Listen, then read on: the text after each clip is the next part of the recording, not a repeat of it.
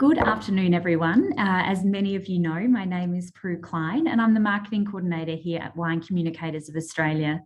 Today, we'll be hearing from Laura Marsland, the Social Media Marketing Manager at Purple Giraffe. In this webinar, Laura will talk us all through the 8 key elements for building a social media strategy and why it's so important for your social media activity. We have allowed plenty of time for questions to be answered at the end of the webinar, and you can do this via the Q&A button at the bottom of your screen. However, feel free to send those questions through to me as they come to mind throughout Laura's presentation today. As usual, this webinar will be recorded and a link to the recording sent to you post-session should you wish to watch it again at a later time. It is now my absolute pleasure to hand over to you, Laura, for today's presentation. Thank you so much, Prue. It's wonderful to be here and really appreciate the opportunity to come and speak to you all. So thank you so much. I'm just going to connect my screen so you can all see the presentation now, and then we'll get things started. As Prue mentioned, if you have any questions or anything along the way, feel free to pop them in the chat and we can definitely answer those along the way. That's no stress. If not, we'll get to them all at the end of the session. Alrighty. So hopefully everyone can see that now. So we're going to run through today, as Prue mentioned, the foundations of your social media strategy. So just a little bit of a background on me. So I've been working in the industry for 7 years now. I originally specialized in content creation, which then led to evolving into social media marketing, strategy, and also the analytical side of things as well. I've got a vast experience of working in multiple industries, but specifically, I've had a lot of experience in wine and hospitality, as well as fashion and fitness, plus medical and industrial sectors as well. I've been a part of the Giraffe Tower here with Linda Schenk and her team for just over 8 months now. It's been really exciting to expand our digital offering, and we're really seeing that evolve, which has been really exciting.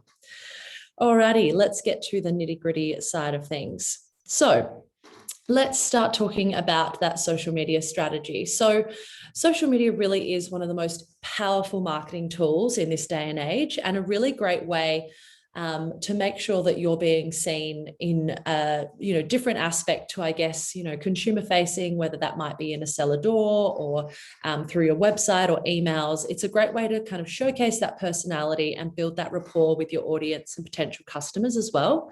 So having that social media strategy really allows you to maximize in that space to ensure you're aligning your social media activity with your broader business objectives. Every business is so unique in its own way, so it's really helpful to have those core building blocks to make sure that you're building the foundations of your social media strategy to ensure that everything aligns. So today we'll go through those key elements. So there's 8 in total that we're going to run through that will help you formulate your foundations of your social media strategy and why they're so important for your social media activity. So just a little bit of a breakdown, and we're going to go through these in detail. So first up, we've got your order analysis. So this is doing a bit of a health check and looking at your content as a whole and really reviewing that in detail. Following that, we've got our goal setting and objectives, reviewing your target audience. Also, you're looking at your content pillars and what kind of content themes you're putting out there. Your content strategy. So really looking at the actual types of content, the formats that are going out. Is it video? Is it photos? Are there GIFs? Are there graphics? Are there animations? That kind of thing. Then we go into the community management side of things, tools and platforms, and then also analytics and optimization. So kicking off with audits. So this initial step of building the foundation of your social media strategy is really crucial. It's a really integral part of reviewing what current activity you're doing and what's working well, what might not be working so well, and then what can be improved on to help develop your social media strategy as a whole. By going through this investigative process, you can really help determine your strengths, your weaknesses, potential threats, and also opportunities to help propel your social media strategy in the right direction. This audit can really include and can be quite in-depth, or it can be quite top-line, depending on whether you have the availability or the resources to go in-depth in terms of reviewing those analytics, or just simply the time. But that's really great way to just formulate that foundation of your social media strategy and really gather that information on what your current social media footprint is across all channels, and allow you to also benchmark your performance against industry trends and also key competitors within the market. So, specifically for wine, you want to know, who's in the similar area to you, what are they doing, what's working well for them, and what is there something that you might be able to take on board and leverage from their activity that you might be able to trial in your social media strategy. Next is our goal setting and objectives. So goal setting and objectives, as we know, we can apply this to every element of life, basically, is really key to success. This allows us to really have those clear and defined goals and KPIs before you begin any of your activity. It also then allows you to track your progress, and identify if your activity is on track with those KPIs and goals, or whether you need to adjust and optimize your social media activity in order to reach those goals. So many people with social media just set and forget, and it's definitely not the space to be doing that. You really want to make sure that you're regularly reviewing your content, what's working well, what's not, and making sure that it aligns with your broader KPIs and objectives, so that you're really aligning that activity with those goals. If you're just setting and forgetting, there's no point in really putting that content out there unless you're optimizing that content and trying to really push that out there further. So focusing on those clear goals and objectives will really help provide more clarity for you and also your team if you're working with multiple people within your marketing team, but also give you more direction in terms of where to focus your energy on when analyzing your activity. You might see that a certain business is doing really well with video content or more reel or TikTok style content, but then you test that on your platform and your audience doesn't respond at all to it. If you continue doing that activity, there's no point if your audience isn't responding well to it. So it's really analyzing and taking that, really broader lens to understand what are your goals and how do those objectives then align with your current activity. And this step also really importantly aligns with reporting, which we'll obviously discuss later down the track of the webinar.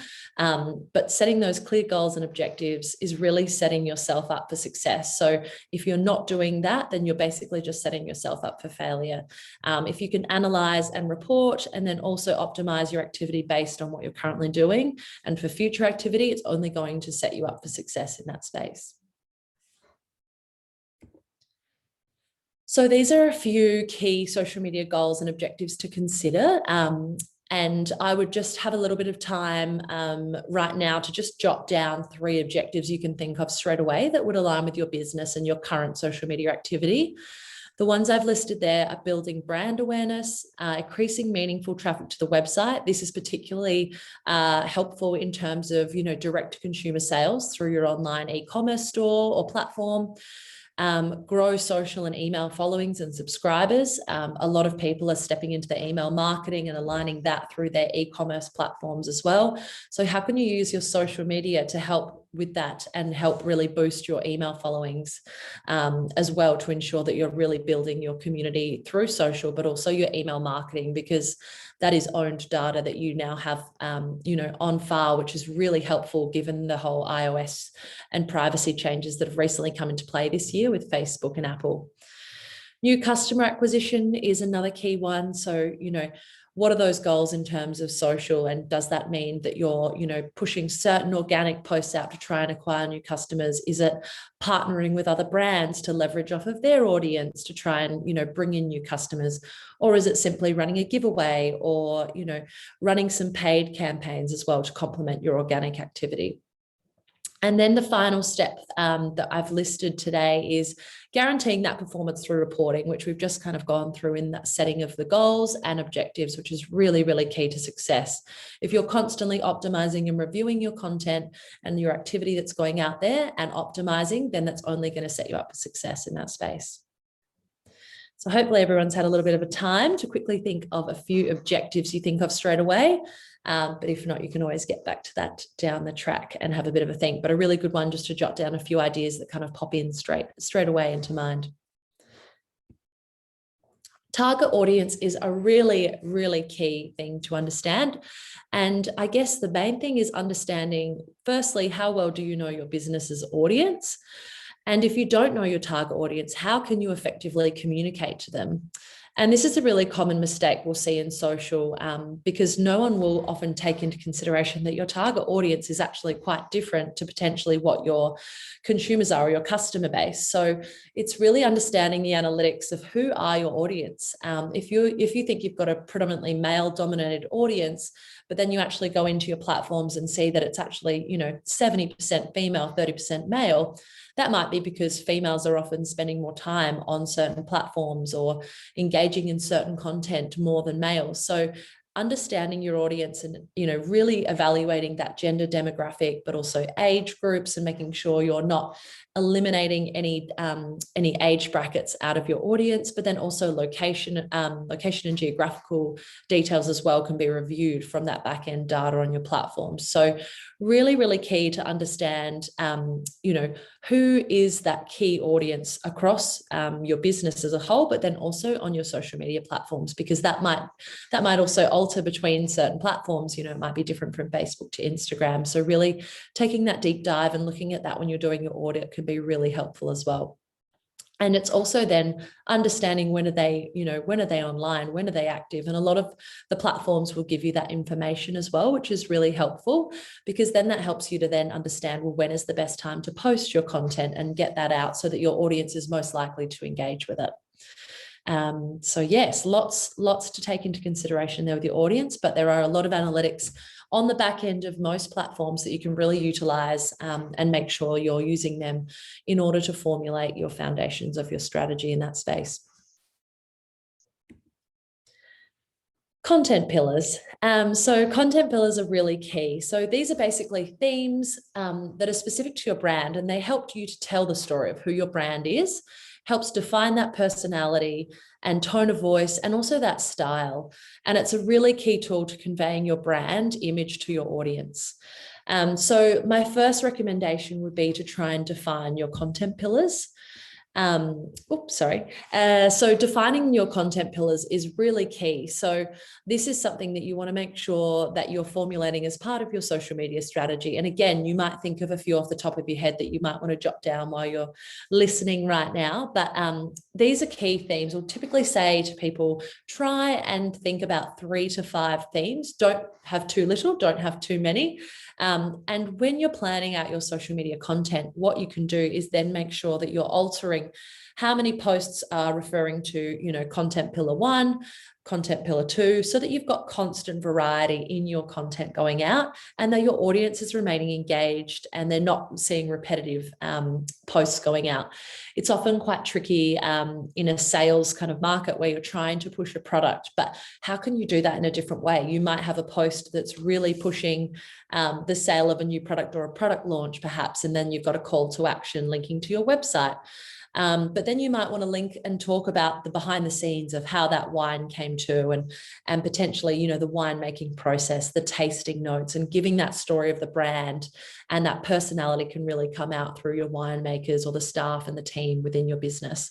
And then there might be a way of, bringing that in as a collection and talking, similarly to that wine, but it might be talking about your winter reds, or this is perfectly paired with this meal during this time of year. So there's lots of ways to communicate one product, but in multiple different pillars. So I'd really encourage you all to try and define those content pillars and make sure you're formulating a bit of a plan in terms of variable content, and making sure you're not heavily weighting your content to be too sales driven, making sure you're just really talking to multiple themes to keep your content really varied.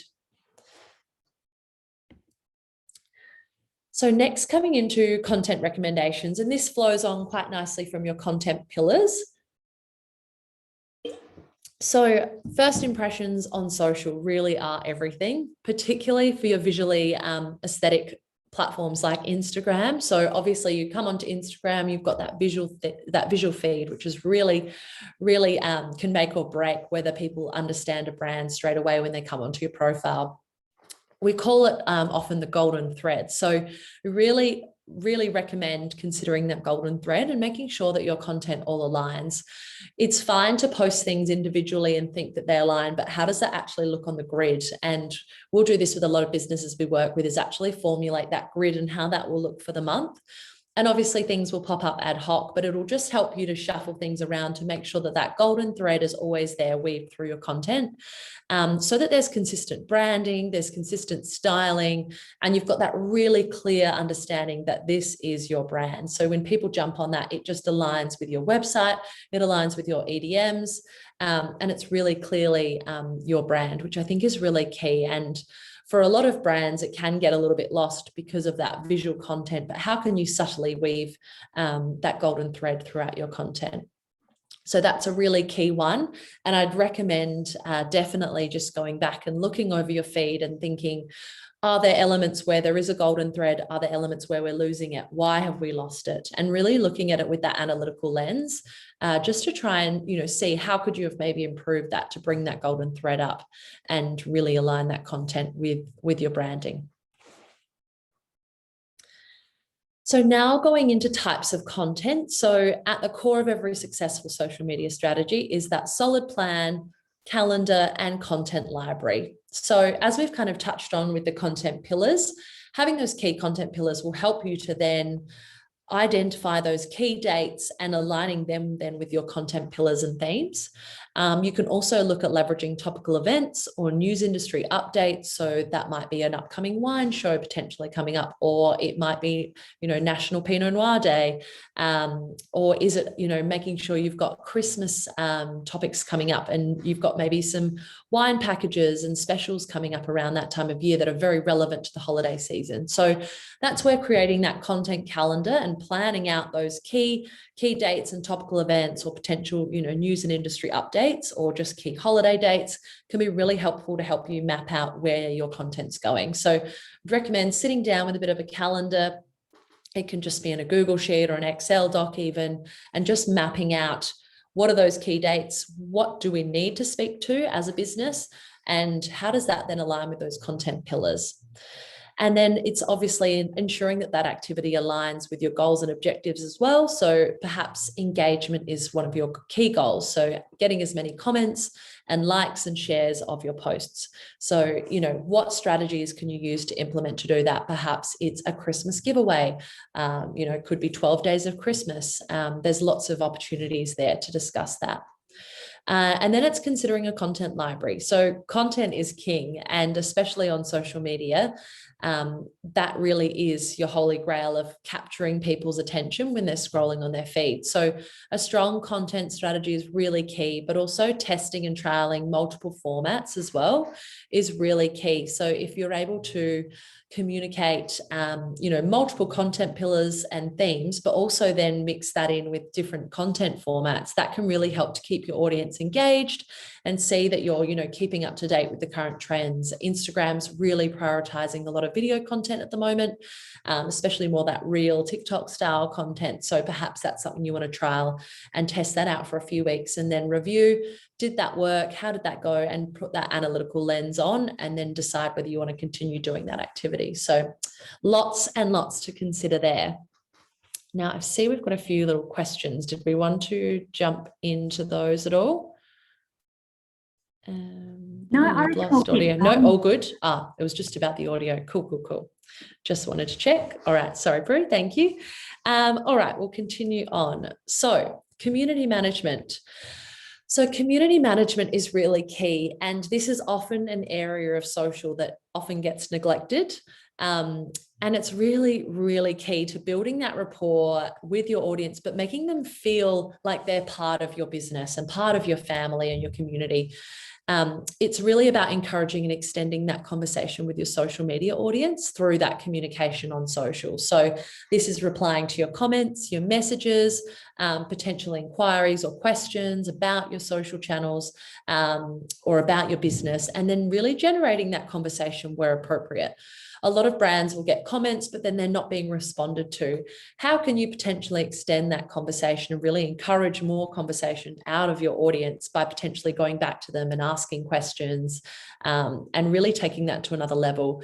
Because what that does is that helps to increase awareness and visibility also of your content by harnessing and amplifying those comments on your content, which is really great for feeding that content further up the food chain in terms of more people seeing it with the way the algorithm works as well. So the more people engaging, the more people and the more likely Instagram or certain platforms are likely to feed that to your audience more. So really important to try and harness that. It also allows you to really develop that quality relationship with your users and build that bit of a rapport and also brand loyalty, which is really key. And in turn, that often will result in growing your audience and increasing engagement on that platform as well, which is really key, especially if one of your KPIs is engagement on social media. So yeah, obviously we kind of touched on that last point in terms of being fed up the food chain in terms of the algorithm and your content being seen more. But I think it really just comes down to extending that conversation further than just responding to comments and messages, and also just making sure that you're managing any negative feedback as well. And then also looking into your hashtag strategy. So there are a few things to really consider when formulating your community management plan. Often, if you've got multiple people jumping in and responding to messages as well, it can be a good idea to have a bit of a pre-approved responses plan. And what that can be is a bit of a document where you have, commonly asked questions. And what that can do is you can have your, set responses there so that if anyone's unsure of a question, they can jump into that document, they can review that or alter the, the response as needed if the question's slightly different. But at least that gives everyone a clear structure on how to respond and making sure you're responding from the brand, not an individual, so that it seems really professional and that you're a business signing off on all those messages and comments. The other thing is obviously just managing negative feedback. This can happen, all the time. It's a public space, so people can jump in and, there's always a few keyboard warriors out there as well. So making sure that, any content that you don't want seen is hidden, or alternatively, making sure you're addressing it as well, taking that negative feedback offline, try and hide the comment, but message them directly and try and address the issue if there's a complaint about the service or the product, things like that. And then obviously touching on that hashtag strategy. Hashtags are a great way to get that content seen further as well. So, are you currently using hashtags? And if so, what are they? How do they relate to the business? We'll normally always recommend having a primary hashtag. So, for Purple Giraffe, our primary hashtag is Purple Giraffe. So then you might have some that are relevant to your business. So we might have marketing, social media, digital media marketing.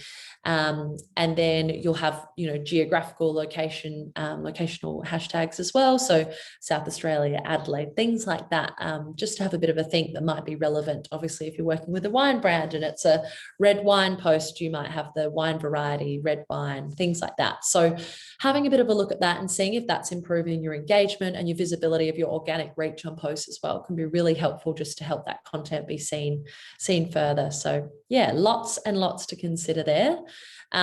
Another one to consider in terms of the negative feedback is giveaways at the moment. And it seems to be, since COVID's happened, there are that many chatbots just creating false accounts and messaging if you're running a giveaway or something like that. So if you do have people or you're running a giveaway, that's something to just be mindful of, because they'll be creating fake accounts and then messaging your audience and pretending that they've won and that they might be asking for credit card details and things like that. So if you are managing the community management side of things and you've got a giveaway running or a competition, that's something to take into consideration as well, as that just seems to be increasing in this space, and we've seen that a lot more happening. So just something else to be aware of for that. Alrighty, so heading into the tools and platforms. So having the right tools is really key in providing you with that success for your social media activity. It really helps to improve efficiencies as well and allow you more time to maximize your activity in that space. The right tool for you, though, really does depend on what your objectives are and how that best aligns with your overall business goals. So if engagement's, a really key objective of yours, then you want to make sure that you've got a platform that you can respond to those comments and messages really well and leverage that in that space. Reporting might be something that's really key to you. So you might want a tool that, ticks all of those boxes really, really nicely. So that really does depend on what's best for your business. So if you are looking for tools or platforms, definitely happy to suggest some recommendations if you are looking in that space and feeling a little bit lost, as there are a lot of tools and platforms currently in that space. But really does come down to what those overall business goals are and your objectives. But I think the reporting is a really key thing, and making sure that aligns with your KPIs to make sure that you can align that activity and then report on that and then optimize for future months is really key. Reporting and the analytical side of things really is so key, and we'll jump into that in the next slide. But I think finding the right tools is obviously essential, but there are a lot of free platforms out there as well that are really great to use if you're in that kind of interim of not wanting to fully commit to purchasing or committing to paying for a platform monthly. You might want to just test and trial some of those free platforms. So a few of those off the top of my head are Hootsuite, Later's really great, Planoly. You can also utilize Facebook's free scheduling platform, Creator Studio, and Creative Hub, where you can also schedule and mock up campaigns if you're wanting to do any paid activities. So there are a few really good suggestions if you're looking to just start out. But again, happy to discuss if you're looking for any platforms that are a little bit more in detail that might align with your overall business goals. So we've kind of just touched on this, but the reporting obviously is really key, and that really brings together all that work that you've been doing and makes sure that your activity is really tracking on target, and then it allows you to optimize that activity accordingly. So like I said earlier, make sure you're not just setting and forgetting. Make sure you're constantly reviewing that content. And if it's something that you're trialing that might be new and a bit out of the box than what you're typically doing, then I'd recommend optimizing and kind of tracking that more regularly to make sure that, you're not putting something out there and it just being an absolute flop, which I'm sure it wouldn't, but it's good to just monitor and get in the habit of tracking that. Because if something isn't working, it's easy to quickly change that. And I guess that's where social's really great in that space, is it's constantly evolving. So you have to be quick to keep up with that. But if something goes wrong or, you need to pull something down, then that's definitely doable as well. But obviously, if you get that right, you can avoid that altogether to make sure that you're implementing those kind of changes for future activity based on that previous performance, and always referring back, and not just month on month, but looking maybe over the quarter of the year or 6-month period, and then again year on year as well, because it's really great to see all that activity and how you're currently growing, especially when you're testing and trialing new things and seeing how they result in your performance. Another thing I'd recommend is actioning regular competitor benchmarking. And we touched on this in the audit slightly, but competitor benchmarking is really great just to see where you're fitting, within the industry, but then perhaps looking at a brand that might seem a little bit, out of touch in terms of its size, but it's just a good way to definitely compare and see, what are they doing that potentially, you could use inspiration for, and test as well in your space. So really, really key to keep, reviewing your competitors and seeing what they're doing in that space, because it gives you just a regular benchmarking check, but also might give you some inspiration and ideas for what's worked really well for them or what hasn't worked for them, and you can learn from their mistakes. So the reporting side of things really, really key, I think, as a whole for this, for the social media strategy. So that has taken us through those 8 steps in detail. Obviously quite top line. So more than happy to go into detail if anyone has any questions on anything at all, or would like to dive a little bit deeper into certain areas. Wonderful. Thank you so much, Laura. And we have got a couple of questions that have come through to start Q&A. But please, everyone, you've got Laura here type in your questions because she really is a wealth of information in this whole digital strategy space.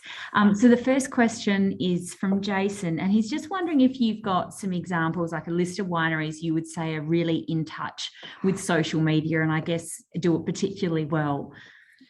Yeah, definitely. So again, it's very dependent on what the business's goals are. So the content might appear, you might view it in a different way, but I think it's important to understand, I guess, does it look cohesive? And I think one brand that stands out in particular is Coriol Vineyard. So they have a really great perspective on, having that constant theme. All the photography has the same filter and lens, and all brings together the elements of the winery really nicely, but really showcases the story. It talks to the team and the staff as well. And obviously being a family-owned business, there's lots that they're kind of bringing in that story as well. Another really good one, which is a very different perspective from Coriol, is Bird in Hand Winery as well. So they definitely have they're kind of going for that bit more of like an upper class approach, and they're kind of going for your wine that you're going to have at a really special dinner party and things like that. So they're kind of taking it to that next level. And if you review their paid content as well, you can kind of see that all aligns through their organic, also through to their paid. So there too, yeah, definitely off the top of my head, where you can just see that really clear golden thread. Wonderful. Thank you, Laura. The next question's from Gabrielle, and she's saying that she's currently using Sprout Social, but has been recommended HubSpot Marketing Hub, and wondering if you are familiar with it and if you know what some of the pros and cons of HubSpot. Yeah, of course. So we actually use HubSpot for a few clients here at Purple Giraffe. Yeah. And we've got the full CRM integrated. So this is everything from organic, social, paid advertising, emails, their online booking system, website activity. So there's a whole funnel which they have in place, which is amazing. It's really great how well it integrates in, and the social side of things is really easy in terms of scheduling as well. And the reporting's fantastic. So Sprout Social is also really great, but I guess if you're looking for more of an integrated CRM where you can pull in website, consumer, customer data, potentially your email marketing as well, HubSpot's a really great option. So yeah, definitely a fan. Sounds like lots more pros than cons for that one, Laura. Yes, definitely. Wonderful, thank you. Next question's from Jessica, and she's asking if you have any examples of a thread when auditing your existing platform. You mentioned strengths, weaknesses, and threats. So, as in a common thread of what's normally seen, is that the I'm just going to reread it. Sorry, no, you're fine. An example of a threat when auditing your existing platform. So as in the process, or? So what potentially would be an example of a threat when you're looking at that? I guess that's sorry. Yes, yeah. Gotcha. The way I that question, right, Jessica? Well, correct us if not. But basically, I guess it's determining, are you potentially encouraging maybe negative conversation and not realizing it? Is it maybe your content's excluding a certain demographic or a certain gender? Those are the kind of things I think to really, and yes, you might think it's a little bit anal reviewing to that detail, but I think it's important to understand that on social, anyone can come onto your profile. So you want to make sure that you're inclusive of everyone, and just identifying, are you excluding anyone? I think that's probably a really key thing. Are you, more targeted toward a male audience or a female audience, or, larger group, in terms of some businesses will often will actually just focus on where they're located, but they won't be pushing that they can actually purchase it from interstate online, or these are the retailers. So although they don't seem like direct threats and they might not seem very serious, but they can be threats to the business and your activity in that space. So I think they're the kind of things that just want to start getting your brain ticking and start thinking of. Wonderful, thank you. Another question from Gabrielle. She said they currently don't have a budget for paid and rely on that organic engagement only. Any suggestions on how to reach new audiences without paid advertisement? Yes. Okay. So, without paid ads. So, So if you're this working is on a really budget and No, of course. So this is a really good question. So I think there's a lot of strategies that can be utilized in the organic space without having to tap into that paid marketing. And these down the track can align with paid advertising and helping to boost that activity and complement that. But initially, I'd be testing, running competitions where people might need to share something, to their story, and then others, they're tapping into other people and other users' audiences, and then they might, be engaging with the brand as well that wouldn't have previously. Obviously, being an alcohol product, need to be careful in terms of all the ABAC guidelines and adhering to them, especially with competitions. So, making sure that competition might be in the format of a voucher rather than actually giving away wine. But that's a really great way to tap into that. Another is partnering with other businesses. So perhaps you're in McLaren Vale, perhaps you're partnering, with a restaurant and then also an accommodation in the area, and you're doing a giveaway all together. They can be great strategies in terms of, partnering and leveraging off of their audiences. And then obviously the final one, which is really key and can be really helpful, is brand ambassadors or influencer marketing. So that can be a great way to use their audience to leverage and, tap into an entirely new following in that space, but organically. Fantastic suggestions. Thanks, Laura. Next one from Mel, and again, maybe putting you on the spot for No, examples. Can you recommend a winery with accommodation and restaurant that would be a great one to follow and sort of reflect on what they do in the social media space? Yes, that is a tricky one. I'm trying to think of one that would be the whole package off the top of my head. I guess it depends. Longview, I just saw someone post in. Definitely a good one there. There's so many variations in that terms that they might have a, cellar door and accommodation, or they might have a restaurant and accommodation. They might not have the winery component, but I know, like Beresford in McLaren Vale has, a fantastic cellar door and accommodation offering. There's obviously, a whole heap in the hills. I'm just trying to think of one that's a combination of the three. Perfectly. Obviously, the Barossa, there's so many, as well. But I'm just trying to think of one that Hentley Farm might be one. That's got restaurant, winery, and accommodation. Mount Lofty House, that's a little bit different. That's more your accommodation and restaurant. So they're kind of a little bit they're not completely the whole package. But if anyone has any recommendations that tickle three, that would be super helpful. So pop them in the chat. Coming through the chat. Yes, so there we go. Thank you very much, everyone. Sorry, that didn't really answer your question, Mel. All good, thank you. And next question, any tips on the best way to direct followers from one social account to a different account, same platform, when two businesses merge?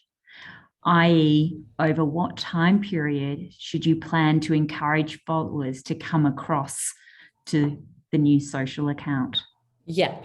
That's a tricky one. I guess it depends on the reason for the merge a little as well, because that might determine the way in which it's done and the timing of that as well. But I think pushing people to get over there as quickly as possible. I've had that with previous clients where there might be a merge or a change in branding or a new owner, and that's resulted in, potentially a new account created. And the best way to kind of typically do that is to get people over as quickly as possible and give them maybe a deadline of this account will be closed as of X date. So that could be a bit of a strategy, but without knowing more on the reasons for the merging and how that's kind of occurring, it's a bit tricky to completely give a full strategy on that. Absolutely. But that would be my suggestions. Yeah. And then communicating that across your website and also emails, things like that, so that you've got that across, ticking all boxes. Wonderful. And I guess that's a good point as well, that, with your social media strategy, I think you touched on this a number of times in your presentation, that it's got to feed into all your other communication elements. Absolutely. And, your overall marketing plan as well. This is just, one aspect. Yeah, absolutely. And even with that golden thread, don't just think of it on your socials, think of it through your other channels as well. So how does that organic social align with your email marketing and your website? If you're doing a new product launch, is that new banner, does that align with what's going out on social and the EDM? So yeah, it really comes down to those broader marketing channels and that marketing activity. Yeah. Wonderful. Excellent, Laura. Well, I don't have any further questions from our audience today, so we might wrap it up. Thank you again for your insights into the whole social media strategy world. I know I've certainly learnt a few things today. And of course, thank you everybody for attending. Today, believe it or not, was the final WCA webinar for the year. We'll kick off the 2022 webinar series in February, and more information about the program will be sent out early in the new year, but rest assured we've got a full program of some really fantastic topics that we will be covering. But as always, if you've got any suggestions in that space, please email me directly at wca@winecommunicators.com.au. For all WCA members, recordings from today's and previous webinars are all held on our website in the members section, should you wish to go and have a look at a later time. Thanks again for joining us today and for your support of the program throughout this year.